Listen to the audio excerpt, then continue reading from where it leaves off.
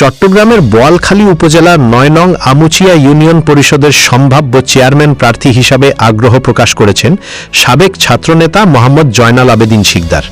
তিনি আগামী ইউনিয়ন পরিষদ নির্বাচনে চেয়ারম্যান পদে অংশগ্রহণের ইচ্ছা প্রকাশ করে এলাকাবাসীর দোয়া ও সমর্থন কামনা করেছেন।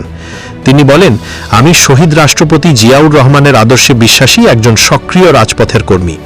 ১৯৯৩ সাল থেকে ছাত্র রাজনীতির মাধ্যমে আমার রাজনৈতিক পথ চলা শুরু হয়। মোহাম্মদ জয়নাল আবেদীন শিকদারের পিতা মরহুম হাজী মোহাম্মদ ওমর মিয়া এবং মাতা মরহুমা মনেওয়ারা বেগম।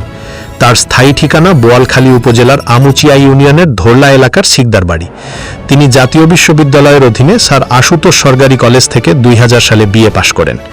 বর্তমানে তিনি বাংলাদেশ জাতীয়তাবাদী দল বিএনপি বোয়ালখালী উপজেলা শাখার যুগ্ম আহ্বায়ক পদ প্রত্যাশী হিসাবে রাজনৈতিক কার্যক্রম চালিয়ে যাচ্ছেন। রাজনৈতিক জীবনে তিনি বিভিন্ন গুরুত্বপূর্ণ পদে দায়িত্ব পালন করেছেন।